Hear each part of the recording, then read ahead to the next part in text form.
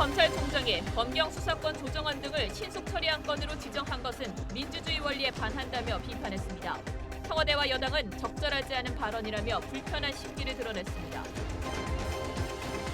서울시가 대여 투쟁을 계획하는 자유한국당의 광화문 광장 천막 설치를 좌시하지 않겠다고 불허 입장을 밝혔습니다. 바른미래당은 손학규 대표가 최고위원을 지명하자 지도부 사퇴를 요구하던 하태경 등 최고위원 4명이 이에 반발하는 등 내부 갈등이 격화하고 있습니다. 근로자의 날인 오늘 양대 노총 등 노동자들이 도심 곳곳에서 집회와 행사를 열었습니다. 이곳 서울뿐만 아니라 전국 12개 도시에서 집회를 열고 노동 기본권을 보장하라고 주장했습니다. 문재인 대통령은 노동이 앞으로는 투쟁보다 상생으로 존중을 찾아야 한다고 말했습니다. 정신질환을 앓던 남성이 자신을 정성껏 돌봐주던 친누나를 흉기로 살해했습니다. 의붓딸을 살해 유기한 계부가 범행을 인정하고 구속됐으나 성폭행 혐의는 부인했습니다. 공범으로 지목된 친모는 살해 혐의를 부인하고 있습니다. 항암 항염 효과가 있다고 알려져 인기를 끈 노니 제품 22개에서 쇳가루가 검출됐습니다. 원액 100% 노니 제품에는 정제수가 섞여 있기도 했습니다.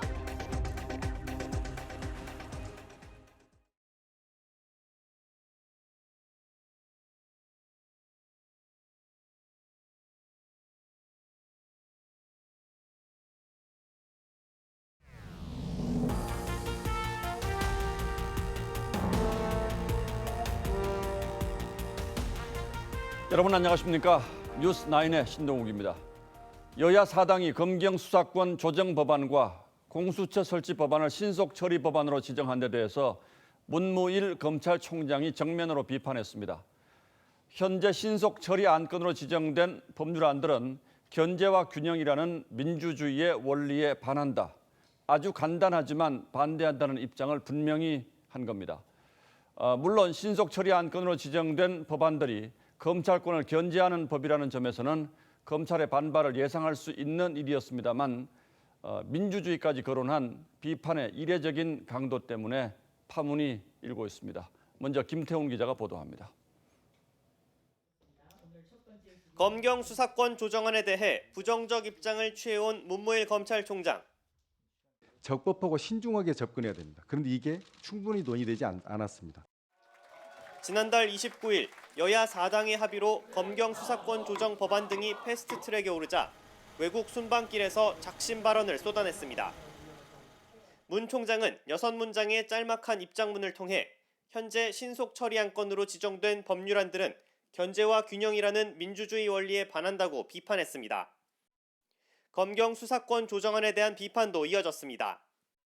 특정한 기관에 통제받지 않는 1차 수사권과 국가정보권이 결합된 독점적 권능 부여에 동의하기 어렵다고 지적했습니다. 자치경찰제 제외, 경찰의 지휘권 거부 가능 조항 삽입 등 당초 합의안보다도 후퇴한 이번 법안을 수용하기 힘들다는 뜻으로 풀이됩니다. 검찰 내부에선 문 총장의 발언을 지지하며 우리 또한 우려를 금할 수 없다라거나 패스트트랙 절차도 문제지만 내용은 더 큰 문제, 논란이 될 소지가 많은 독소 조항들이 많다, 형사소송법을 누더기로 만들고 있다는 반응이 터져나왔습니다. 문 총장이 직접 패스트트랙 지정에 반대 의견을 명확히 하면서 향후 국회 입법 과정에 큰 파장이 예상됩니다. TV조선 김태훈입니다.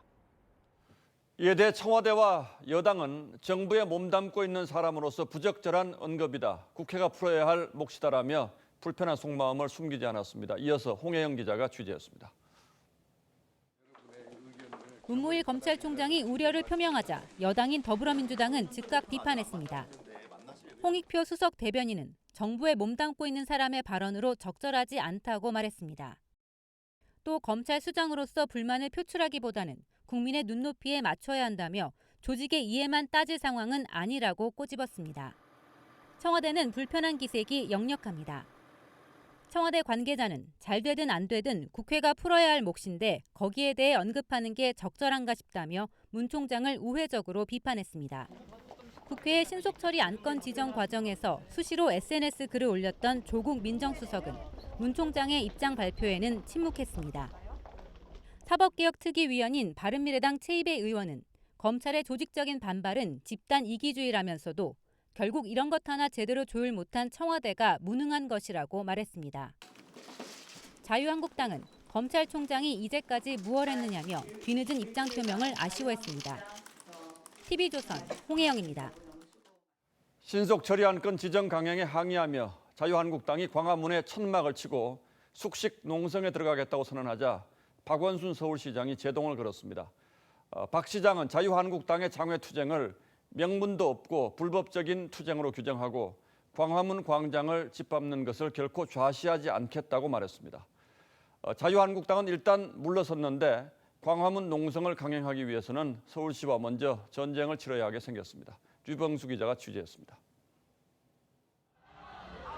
내일로 예정됐던 자유한국당의 광화문 천막 농성이 박원순 서울시장의 강경 대응에 발목이 잡혔습니다. 아랍에미리트를 방문 중인 박 시장은 오늘 자신의 페이스북에 서울시 허가 없이 광장을 점거하는 것은 불법이라면서 모든 권한을 동원해 단호하게 대응하겠다고 밝혔습니다. 명분 없고 불법적인 장외투쟁을 하고야 말겠다는 제1야당의 행태는 참으로 유감이라며 광장을 짓밟는 것을 결코 좌시하지 않겠다고 했습니다. 박원순 시장은 과거 5년 동안 세월호 희생자 추모 천막 시설 11동은 사용을 허가했습니다. 다만 임의로 설치한 천막 3동에 대해서는 광장 사용료 1,800만 원을 받았습니다. 광화문 천막을 본부로 삼고 장외투쟁에 나서려던 한국당의 전략은 대폭 수정이 불가피합니다. 한국당은 주말 광화문 규탄 집회에 당력을 집중하면서 내일부터 지역 순회 집회에 바로 나서기로 했습니다. 민생 현장으로 달려가 국민들의 삶을 챙기고 힘들고 지친 국민들을 위한 민생 투쟁, 생활 투쟁을 벌이는 것이 내일 집회는 광화문 대신 청와대 앞으로 예고했습니다. 김태흠 의원 등 10명은 내일 국회에서 삭발로 항의할 계획입니다. TV조선 유병수입니다. 이런 가운데 세월호 참사 진상 규명을 위한 2기 특별조사위원회가 자유한국당 황교안 대표를 조사하기로 했습니다. 법무부 장관 시절 세월호 수사를 방해했는지 자세히 살펴보겠다는 건데 자유한국당은 야당 대표를 향한 타겟 탄압이라며 강하게 반발하고 나서서 여야 대치 국면이 갈수록 가팔라지고 있습니다. 보도에 이유경 기자입니다. 사회적 참사 특조위는 어제 전원회의를 열고 황교안 대표가 세월호 수사를 방해하거나 외압을 행사했는지 조사하기로 의결했습니다. 황 대표는 지난 2014년 세월호 참사 당시 법무부 장관이었습니다. 특조위 관계자는 조사 방식이나 일정 등은 이후에 논의를 거쳐 결정하기로 했다고 전했습니다. 이번 결정은 4.16 세월호 참사 가족협의회가 지난 1월 조사를 요청한 데 따른 겁니다. 협의회 측은 당시 황교안 법무부 장관이 광주지검장과 수사단을 압박해 국가구조지휘 책임자들을 처벌하지 못하게 했다는 입장입니다. 자유한국당은 강하게 반발했습니다. 한국당은 야당 대표를 향한 타겟 탄압이라며 정치 공세를 중단하라고 비판했습니다. 황교안 대표 역시 세월호 수사에 개입하거나 방해한 일이 전혀 없다는 입장입니다. 어떤 기구가 있고 권한이 있다고 해서 아무나 막 조사하는 것은 그것은 어떻게 보면 남용입니다. 심한 남용입니다. 관련 특별법에 따르면 황교안 대표가 2번 이상 출석 요구에 응하지 않으면 동행 명령이 발부되고 거부하면 과태료를 내거나 고발될 수 있습니다. TV조선 이유경입니다. 신속 처리 안건 지정 과정에서 극심한 내분을 겪었던 바른미래당 손학규 대표가 사실상 고리 상태인 최고위원을 지명하면서 당내 분쟁이 2라운드에 접어들었습니다. 사퇴해라, 원천 무효다, 사퇴할 생각 없다. 당분간 바른미래당에서는 이런 설전이 오가면서 한지붕 두 가족 살림의 끝판을 보여줄 것 같습니다. 윤태윤 기자가 보도합니다. 바른미래당 최고위원회의, 손학규 대표와 김관영 원내대표, 최이배 의원만 참석했습니다. 손 대표는 공석 중이던 지명직 최고위원을 발표했습니다. 지명할 최고위원은 주승용 현 국회 부의장님과 문병호 현 바른미래당 인천시당 위원장이십니다. 두 사람 모두 국민의당 출신으로 신속처리 안건 지정과 지도부 퇴진 논란에서 각을 세워온 바른정당계를 견제하려는 뜻이 담겨 있습니다. 당내 반대파의 대표와 원내대표 동반 퇴진 요구를 정면 돌파하겠다는 의지의 표현입니다. 김관영 원내대표도 사퇴할 의사가 전혀 없다고 말했습니다. 제가 사퇴하는 요구에 따라서 사퇴할 의사는 전혀 없습니다. 하태경과 권은희, 이준석 등 선출직 최고위원들은 즉각 반발했습니다. 당원 당규 위반이라며 지명직 최고위원은 원천 무효라고 주장했습니다. 오늘 임명은 원천 무효라는 것입니다. 국민의당과 바른정당 출신 전현직 지역위원장과 정무직 당직자들은 내일 연석회의를 열고 지도부 총사퇴를 요구할 예정입니다. TV조선 윤태훈입니다. 예, 오늘은 근로자의 날이죠. 한국노총과 민주노총이 서울 도심에서 각각 대규모 행사를 가졌고 문재인 대통령은 SNS를 통해서 투쟁보다는 상생을 당부한다는 글을 남겼습니다. 최민식 기자가 노동계 집회 현장을 취재했습니다. 민주노총 추산 2만 5천여 명의 조합원이 세계 노동절을 기념하기 위해 시청 앞 광장에 모였습니다. 노동절을 맞아 민주노총은 이곳 서울뿐만 아니라 전국 12개 도시에서 집회를 열고 노동 기본권을 보장하라고 주장했습니다. 민노총은 특히 택배기사 같은 특수고용직과 고위공무원의 노조 결성을 허용하라는 ILO 협약 비준을 거듭 요구했습니다. ILO 핵심 협약 비준과 온전한 노동 기본권 쟁취는 미루거나 양보할 사안이 아닙니다. 집회 대신 마라톤 대회를 개최한 한국노총. 민노총의 경사노위 불참을 겨냥한 쓴소리를 쏟아냅니다.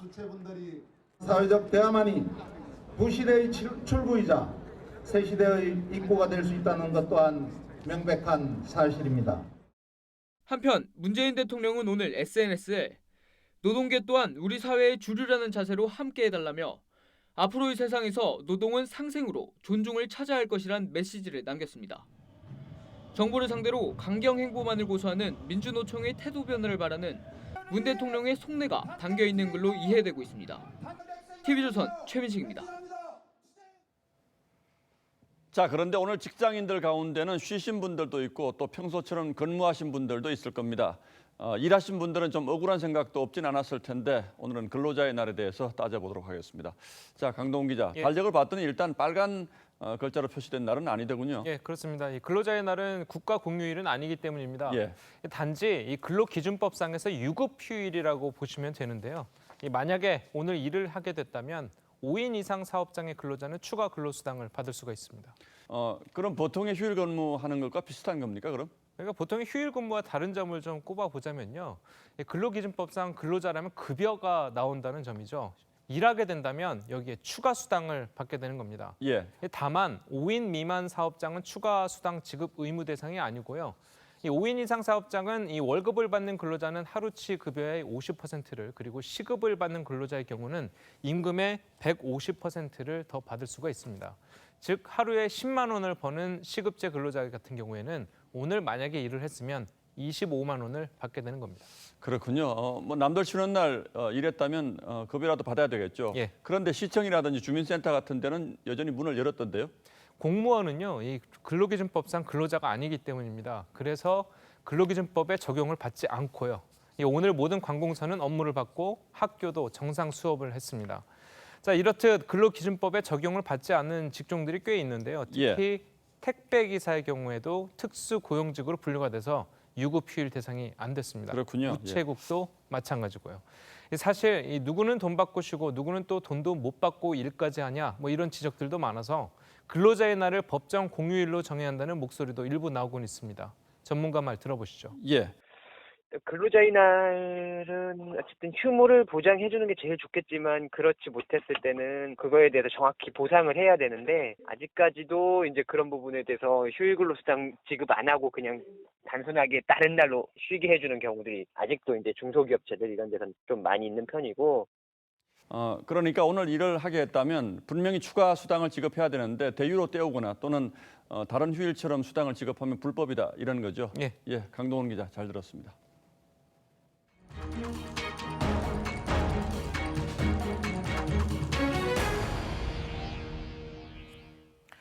정신질환자 가족의 비극이 또 발생했습니다. 정신질환을 앓던 남성이 친누나를 흉기로 살해했습니다.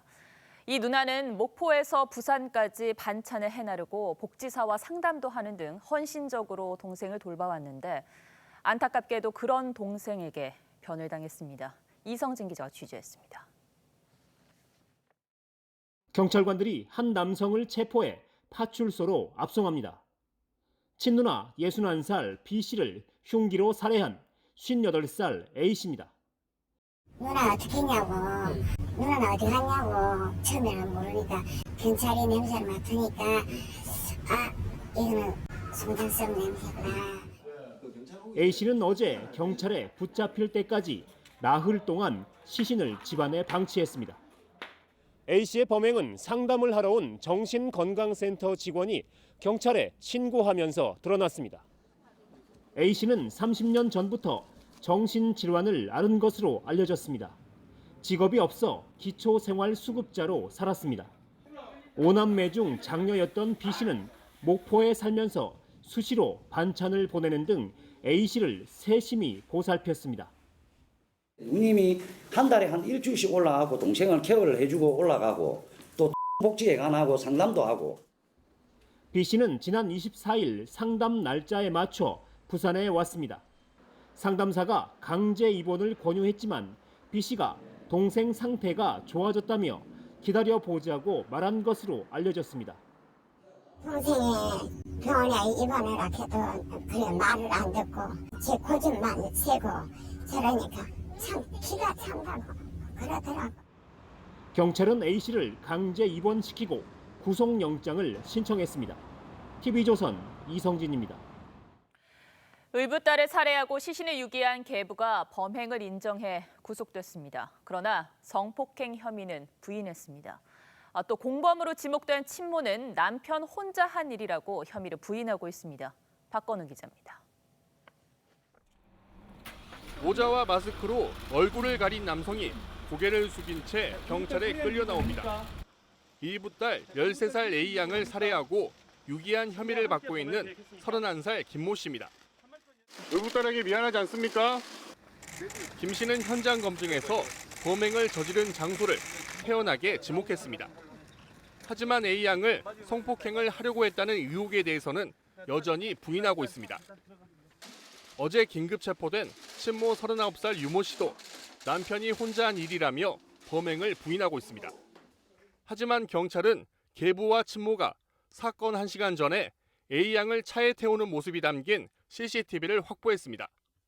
경찰은 혐의를 입증할 증거로 보고 있습니다.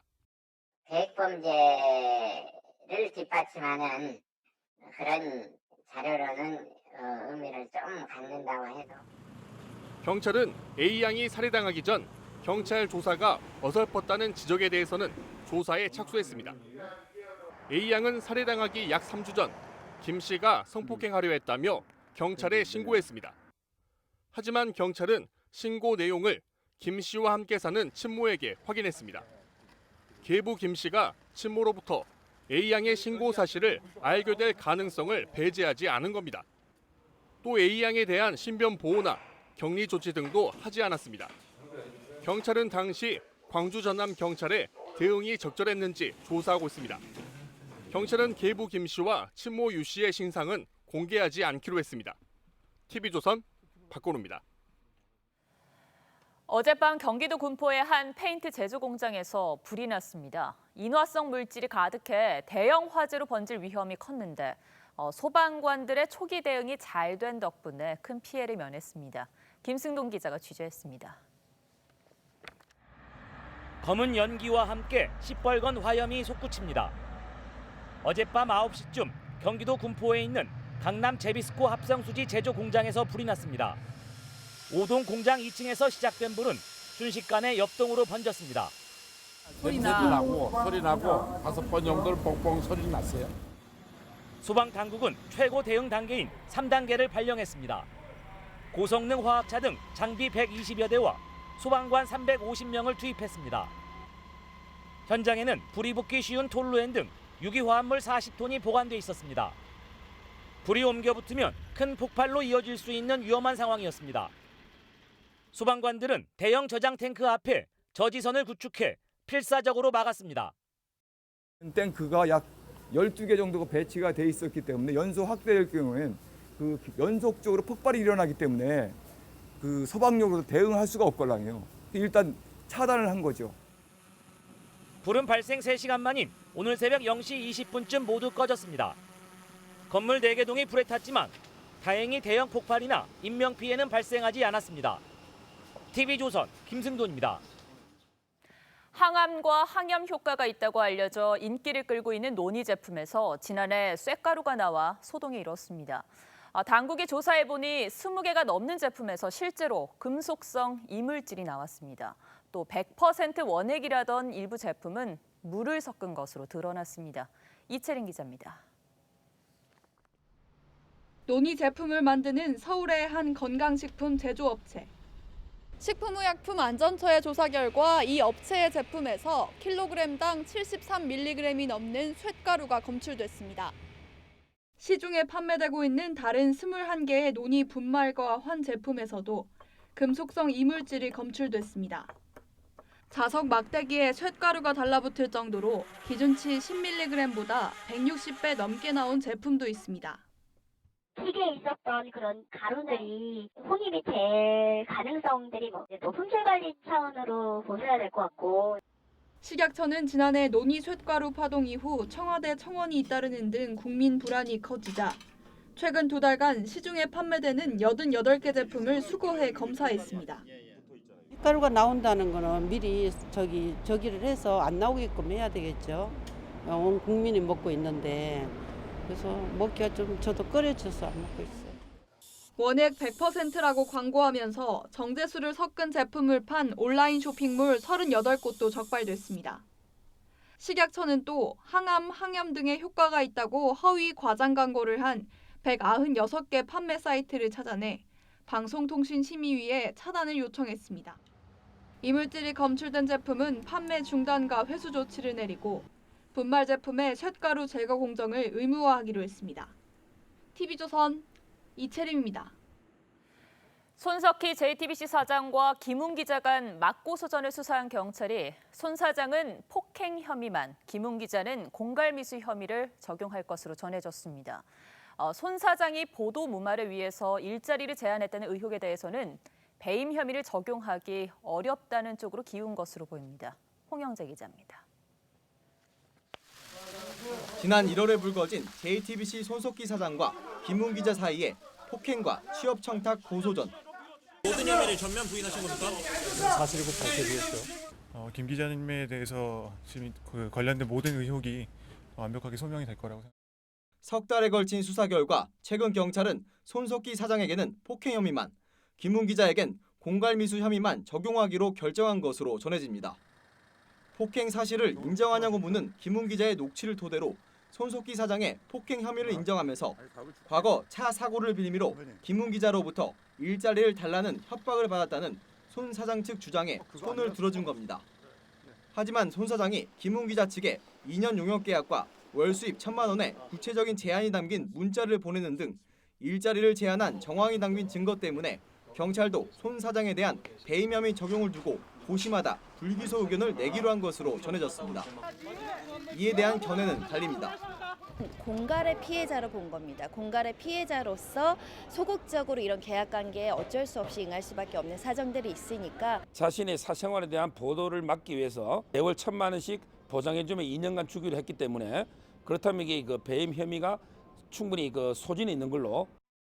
사건을 지휘하는 서울 서부지검은 경찰의 판단에 대해 아직 협의가 되지 않았다는 입장을 밝혔습니다.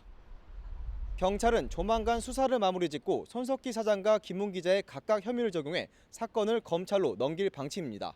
TV조선 홍영재입니다. 골목길에서 차량의 일부로 부딪힌 뒤 합의금을 받아가는 범행이 최근 서울에서 잇따르고 있습니다. 특히 외제차를 노리는 경우가 많은데 어떤 수법인지 김주영 기자의 보도 보시고 유의하시기 바랍니다. 지나가는 차에 한 남성이 슬쩍 팔을 가져다 대자 놀란 운전자가 차를 멈춥니다. 돈을 뜯어내기 위한 고의 행위, 2년 전부터 시작됐습니다.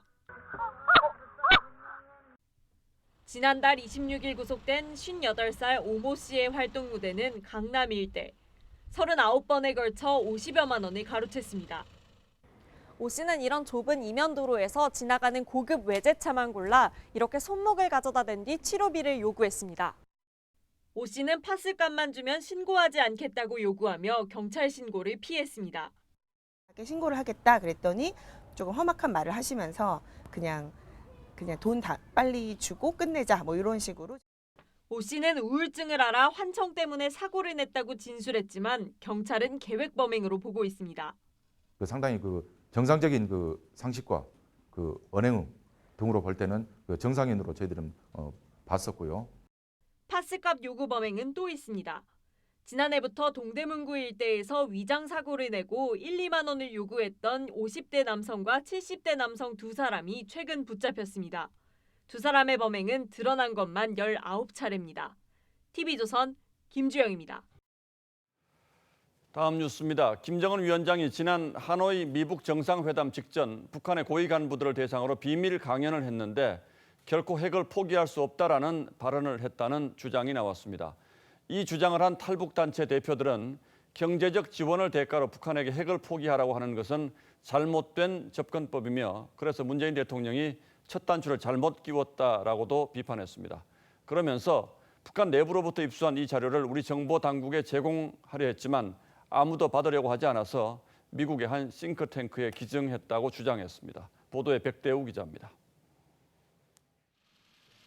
북한 자유주간을 맞아 미국 워싱턴 DC에서 진행된 북한 인권 관련 토론회에서 북한 김정은 국무위원장이 핵 포기 의사가 없음을 시사하는 발언을 했다고 탈북단체 대표들이 주장했습니다. NK지식연대 김은광 대표는 어제 김 위원장이 지난 2월 하노이 회담 직전 북한에서 고위 간부 대상 비밀 강연을 했다면서 어떤 강풍에도 핵전략 국가라는 점은 끝까지 지키겠다는 말을 했다고 주장했습니다. 김 위원장이 정권을 천년 만년 유지하기 위해 핵을 만들었는데 체제 안정을 고리로 핵 포기를 요구하는 건 잘못된 접근이라고도 했습니다. 자유북한 방송 김성민 대표는 핵 포기 전제 빅딜은 북한 사정상 수용하기 힘들 것이라는 내용이 담긴 북한 내부 자료를 한국 정부는 가지려 하지 않는다고 주장했습니다. 북한군 전선 사단장들이 김정은에게 쓴 이른바 충성편지, 우리가 핵 보유국이라는 것을 정확히 명시한 김정은의 지시가 들어가 있는 간부 강연 자료. 김 대표는 그래서 이 자료를 미국 헤리티지 재단에 기증했다고 말했습니다. TV조선 백대우입니다. 미 법무부가 스페인 주재 북한 대사관 습격 사건의 주동자로 알려진 에이드리언 홍창을 공개 수배했습니다. 홍창이 무장을 하고 있어서 위험 인물이라는 표현도 포함시켰는데 한때 이들을 지원한 것으로도 알려진 미국이 갑자기 왜 이렇게 나오는지 의문이 커지고 있습니다. 보도에 송지욱 기자입니다. 미국 법무부 연방보안청이 지난달 29일 공개한 에이드리언 홍창의 수배 전단입니다. 얼굴 사진과 함께 홍창이 가명으로 쓴 오스왈도 트럼프, 매슈 차도 등의 이름, 성별, 인종, 키, 몸무게, 머리카락색 등이 자세히 적혀 있습니다.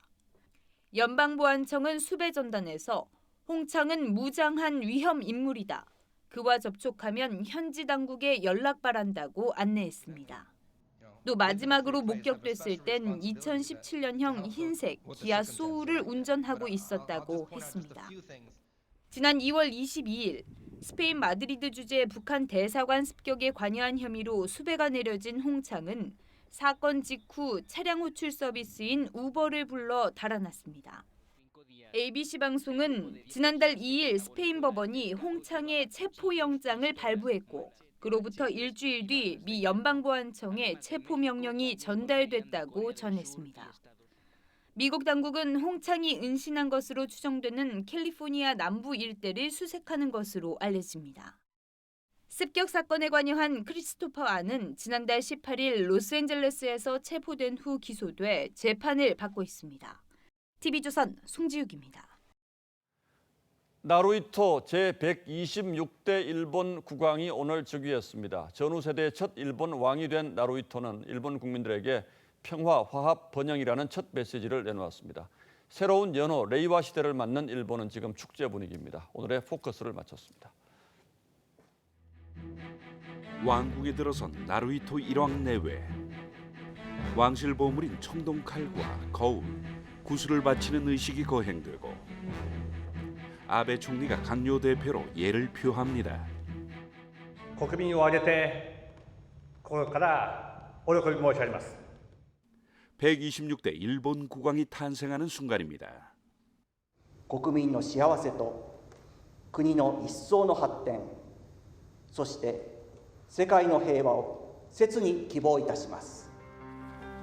시민들은 박수로 새 국왕을 환영합니다.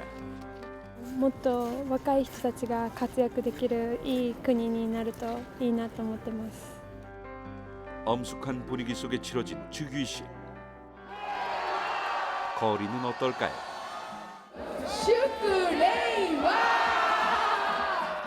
30년 만에 새 국왕을 맞이한 시민들은 새 연호인 레이와를 외치며 축제 분위기에 빠졌습니다.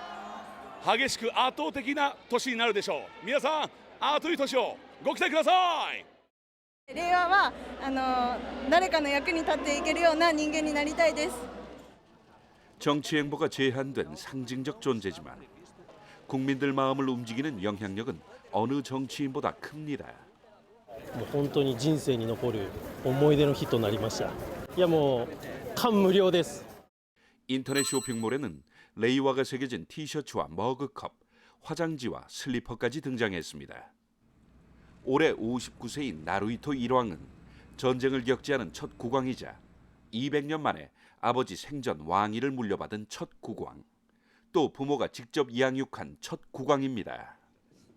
하버드대 출신의 외교관 마사코 왕비와 1993년 결혼했지만 엄격한 왕실 생활에 마사코 왕비는 적응장애라는 마음의 병을 앓았습니다. 이때 나루히토 일왕은 왕실에서 아내의 인격을 부정하는 일이 없지 않다고 해 애처가의 면모를 보였습니다.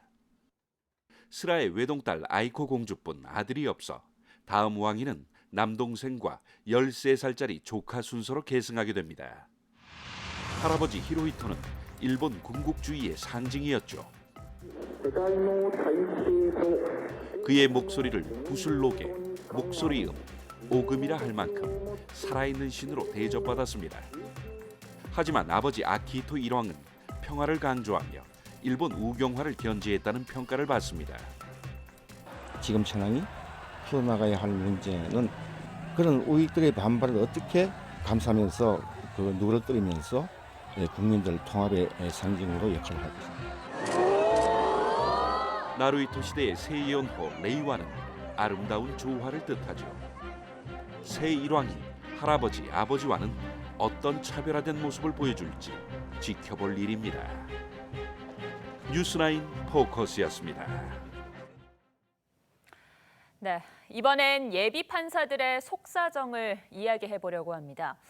판사들은 첫 근무지에 따라 소위 말하는 출세길이 나뉘기 때문에 이 근무지에 민감합니다. 그래서 보통 성적 순으로 배치되는데 올해 사법연수원에서 1등한 연수생이 원하는 근무지에 가지 못했다고 합니다. 무슨 이유 때문인지 한송원 기자가 취재했습니다. 사법연수원을 수석 졸업한 공부의 달인 한성민 씨는 예비판사격인 재판연구원에 선발됐습니다. 연수원 성적 1등을 했지만 서울고법에 가지 못하고 중앙지법에 가야만 했습니다. 오래전부터 첫 근무지는 특혜 시비를 없애기 위해 성적 순으로 서울고등법원, 중앙지법 등 서울 수도권 지방 순서로 배치되는 게 보통입니다. 한 씨 경우처럼 성적 우수자가 원하는 근무지에 못 간 건 이번 해가 최초입니다. 올해 4월 사법연수원생과 로스쿨생 출신을 합쳐 모두 83명이 신임 재판연구원으로 임용됐지만 최고 선망지인 서울고법에 간 사법연수원생 출신은 0명, 반면 로스쿨 출신은 27명이었습니다. 이러자 서울 판사를 꿈꿨던 연수원 출신 재판연구원들 사이에선 죽을 정도로 공부해 얻은 결과인데 암담하다, 연수생들만 뼈저리게 고통받는다는 불만이 터져나오고 법조계 일각에선 로스쿨 출신 독점, 로스쿨생 우대 아니냐는 지적도 제기됩니다. 이에 대법원은 인사는 비공개 원칙이라며 인력 수급 현황에 따라 필요한 인력을 배치한 것이란 해명을 내놨지만 여전히 잣대의 불투명성에 대한 의문이 남습니다. 자의적인 지표 위에서 인원을 선발하는 경우 그렇게 생각하지는 않지만 최악의 경우 자기가 희망하는 사람을 선발할 수도 있고 그 희망하는 사람들을 좋은 근무지에 발령할 수도 있기 때문에 법원의 재판연구원 선발과 배치 방식이 성적과 같은 절대적 평가 기준이 아닌 탓에 오히려 공정성 시비 논란이 일고 있습니다. TV조선 한송원입니다. 국내 대형 항공사들이 허리띠를 조르고 있습니다. 경쟁이 치열하다 보니 외형 성장보다는 내실 다지기가 급선무라는 판단 때문인데요. 자존심과도 같던 1등석은 수익성이 적어 없애고 직원들에게는 무급 휴직도 통보했습니다. 지선우 기자입니다. 1등석은 항공사의 자존심이라고 할 만큼 최상의 서비스를 자랑합니다. 그만큼 가격도 비싸서 인천에서 미국 애틀랜타까지 1등석 가격은 왕복 1,200만 원이 훌쩍 넘습니다. 일반석 가격의 무려 7배나 됩니다. 반면에 탑승률은 약 10%에 불과해 1등석이 12개인 A380의 경우 탑승객이 한두 명 정도인 걸로 알려져 있습니다. 수익성을 고민하던 대한항공은 6월부터 1등석을 축소하기로 했습니다. 수요가 적고 비즈니스석 수요가 상대적으로 많은 관광 노선 등에 한해 비즈니스석을 늘려 보다 효율적인 항공기 운영 예정입니다. 미주 2개 노선, 유럽 4개 노선의 1등석을 없애고 중국, 동남아 등 비교적 거리가 짧은 지역은 1등석을 대부분 뺐습니다. 대한항공은 전체 111개 노선 가운데 35개에서만 1등석을 운영할 예정입니다. 국제 노선 70%에서 1등석이 사라지는 셈입니다. 연내 매각을 목표로 하고 있는 아시아나항공은 직원들에게 무급 휴직을 통보했습니다. 최소 15일에서 최대 3년으로 조종사, 객실 승무원, 정비직 정도만 대상에서 제외됐습니다. 무급휴직이라는 것은 사실 구조조정과 감원의 전 단계죠. 그래서 특별하게 경영의 회복이 안 된다면 굉장히 어려운 상황으로 실업으로 이어질 수도 있습니다. 아시아나항공은 또 9월 말까지 미국 시카고 노선 등 비수익 노선 3개를 정리할 예정입니다. TV조선 지선호입니다. 한나라 두 대통령 체제가 된 베네수엘라에서 군사봉기가 일어났습니다. 임시 대통령을 자처하고 있는 과이도 국회의장이 군인들을 이끌고 반정부 시위를 벌였습니다. 이 과정에서 100명 넘게 다치는 등 경랑이 일고 있습니다. 김지수 기자입니다. 도로를 점거한 시위대와 이를 막아선 장갑차들. 대치가 한창이던 중 장갑차가 시위대를 덮쳐버립니다. 베네수엘라 반정부 시위대 수만 명이 거리에 쏟아져 나왔습니다. 경찰은 최루탄과 물대포로 해산을 시도했고 시위대는 돌과 화염병을 던지며 저항했습니다. 100명 넘게 다친 걸로 전해졌습니다. 앞서 임시 대통령을 자처한 과이도 국회의장은 군인들과 거리에 나서 마두로 대통령 축출을 위한 봉기를 촉구했습니다. Venezolanos que nos rebelamos pacíficamente tenemos la oportunidad de conquistar nuestro futuro e ir hacia la fase definitiva. 마두로는 이번 사건이 미국이 주도한 쿠데타라며 군 지도부가 자신에게 충성하고 있다고 맞섰습니다. Leales absolutamente a la revolución y al comandante en jefe y a nuestra constitución. 미국은 마두로에게 베네수엘라를 떠나라고 요구하면서 마두로가 한때 쿠바 망명 준비를 마쳤다고 밝혔습니다. 반면 마두로 정권을 지지하는 러시아는 이번 사태를 폭력적이라고 비판했습니다. 한나라 두 대통령으로 혼란에 빠진 베네수엘라 정국이 또다시 경랑에 휩싸였습니다. TV조선 김지수입니다. 이제는 영화도 스마트폰으로 어디서든지 볼 수 있죠. 영화는 극장에서 본다는 공식이 깨지면서 위기를 느낀 영화관들이 변신을 꾀하고 있습니다. 마치 우리 집에서 보는 것처럼 꾸미거나 아예 음향 같은 기술력으로 승부를 걸기도 합니다. 홍현주 기자가 보도합니다. 분홍색 조명과 꽃으로 장식된 벽면. 스튜디오처럼 꾸며진 이곳은 영화 상영관으로 향하는 입구입니다. 상영관 내부의 널찍한 가죽 소파와 아기자기한 소품, 벽난로 인테리어에서는 집안 같은 편안함이 느껴집니다. 마치 집안 거실에 있는 것처럼 소파에 앉아 스마트폰을 쓰면서 밝은 환경에서 영화를 볼 수 있습니다. 마치 숲속으로 소풍을 온 듯 누워서 영화를 볼 수 있는 상영관은 SNS에서 큰 화제입니다. 곳곳에 산소와 아로마 발생기를 설치해 숲속 향기를 맡을 수 있습니다. 고객들의 달라진 기호와 트렌드에 맞춰서 컨셉 부분이 좀 더 강조가 된 그런 테마형 극장을 꾸준하게 만들 계획으로 있습니다. 관객들이 좀 더 생생히 장면을 느끼도록 상영 기술력도 빠르게 발전하고 있습니다. 세계 최초로 영사기 없이 초대형 LED 스크린을 삽입해 화질과 화면 밝기를 크게 높인 영화관이 등장했고, 관객의 청각적 몰입감을 위해 오페라 하우스에서 사용하는 마이어 스피커를 도입한 상영관도 있습니다. 손안에 스크린이 펼쳐지는 모바일 시대. 관객의 발길을 잡기 위해 영화관이 진화하고 있습니다. TV조선 홍현주입니다. 올 시즌 프로축구의 인기가 매섭습니다. 지난해보다 관중이 60% 가까이 늘었습니다. 자, 이제 곧 열릴 K리그 대표 라이벌전 슈퍼매치가 이 흥행의 절정을 찍을 것으로 보이는데요. 두 팀 모두 화끈한 공격 축구를 다짐했습니다. 박상준 기자입니다. 종료 직전 터진 전북 한순규의 짜릿한 결승골. 경남 최고참 백이종은 극장골만 벌써 3번을 작성했습니다. K리그 흥행 출발지는 대구FC입니다. 속도감 있는 역습 축구로 축구 팬들을 사로잡았습니다. 새 구장이 입소문을 타면서 매경기 10,000원에 가까운 관중이 들어차고 있습니다. 대구발 흥행 열풍에 힘입어 K리그도 싱글벙글입니다. 지난해 같은 기간 5,300명에 불과했던 평균 관중 수가 올 시즌 8,500명으로 무려 59.2% 증가했습니다. 여기에 이번 어린이날 열리는 수원과 서울의 슈퍼매치가 역대급 흥행몰이를 보여줄 전망입니다. 예매로만 벌써 3만 표가 팔려 올 시즌 최다 관중을 예약했습니다.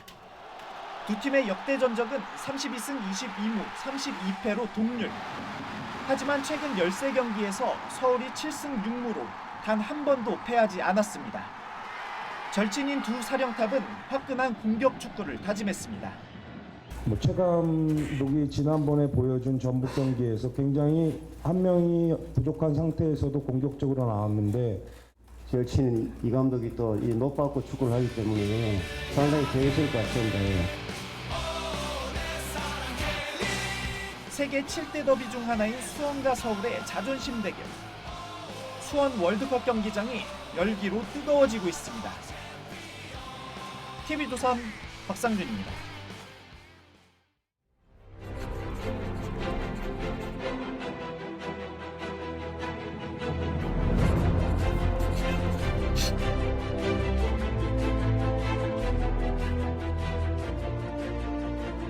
지난해 삼성전자의 인도 공장 준공식 한 장면입니다. 문재인 대통령이 이재용 부회장에게 함께 테이프를 자르자고 손짓합니다. 그런데 이 부회장은 뒤로 물러나더니 단상 아래로 내려섭니다. 이 부회장은 앞서 문 대통령을 맞으면서 허리를 깊이 굽혀 3번, 4번 인사했습니다. 지난해 1월 청와대 간담회를 마치고 산책할 때는 이 부회장이 대통령 바로 곁에서 걸었습니다. 대통령과 대화하는 이 부회장의 모습이 한결 자연스럽고 편안해 보이죠. 그리고 어제 삼성전자 화성사업장에서 대통령과 이 부회장은 보다 친근해 보였고 화기애애했습니다. 이 부회장이 손가락 하나를 치켜 세우며 농담 섞인 자랑을 하기도 합니다. 부저 들어가면 또 인천공항 3개 있어요. 요 건물 하나 그러셨어요. 예, 대통령은 직원들과 어울려 기념 촬영을 하면서 파이팅을 외쳤습니다. 이 부회장의 등을 두드려주기도 했죠. 성장과 수출, 투자가 급속히 꺾이는 가운데 대통령의 대기업 방문 행보에 속도가 붙었습니다. 반도체 산업은 한국 경제의 엔진입니다. 전전차의 특히 수소차 부분은 내가 완전 홍보 모델. 질 좋고 안정된 일자리는 결국 기업이 만듭니다. 국민이 앞으로 몇십 년 먹고 살 미래 먹거리 산업 창출도 물론 기업의 몫입니다.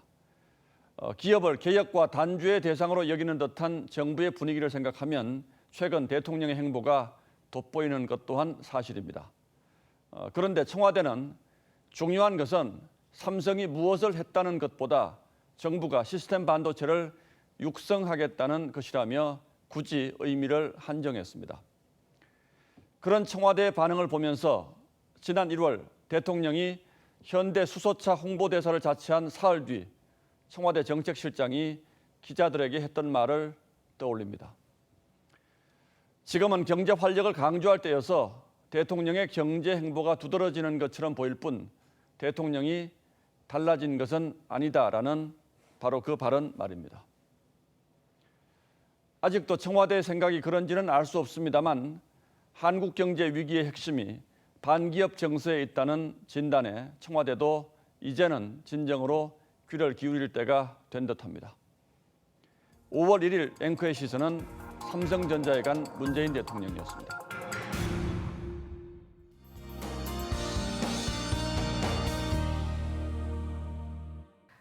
네, 5월의 첫날이자 근로자의 날인 오늘 휴일을 맞아 봄나들이 다녀오신 분들 많으실 겁니다. 화창한 햇살과 예쁜 꽃들이 나들이를 더 즐겁게 해준 것 같은데요. 내일도 한낮에는 따뜻합니다. 다만 아침, 저녁으로는 기온이 10도에서 15도 이상 벌어지면서 매우 서늘하니까요. 겉옷을 잘 챙기시기 바랍니다. 지역별로 기온 살펴보면 아침 최저 기온 서울 10도, 전주 8도, 부산이 14도로 시작을 하겠고요. 낮 기온은 여기서 크게 올라 서울이 23도, 강릉 25도, 대구 24도까지 올라 매우 따뜻하겠습니다. 또 내일도 전국이 맑겠습니다. 미세먼지 농도도 보통 수준으로 쾌청하겠는데요. 다만 이 서해안과 제주 또 강원 산지는 바람이 꽤 강하게 불겠습니다. 화재 각별히 주의하시고요. 시설물 관리도 유의하시기 바랍니다. 이제 날이 또 더 건조해지는 만큼 불조심도 강조하게 되는데요. 맑은 날씨 이어지겠고요. 주말에는 살짝 더 더운 날씨 예상됩니다. 날씨였습니다. 최저임금 인상과 주 52시간 근무제를 둘러싼 우리 사회의 논쟁이 워낙 치열했던 터라 오늘 근로자의 날을 맞는 감회가 여느 때와는 좀 다른 듯합니다. 올해도 여전히 우리의 노동이 존중받지 못하고 있다는 불신이 우리 사회에 팽배해 있고 이 문제를 해결하기 위한 사회적 대화 역시 그 불신의 벽을 넘지 못하고 있습니다. 이제는 정말 변하지 않으면 망한다는 절박함으로 정부와 기업, 노동자가 한마음이 되기를 바라면서 뉴스9 마치겠습니다. 네, 시청해 주셔서 고맙습니다.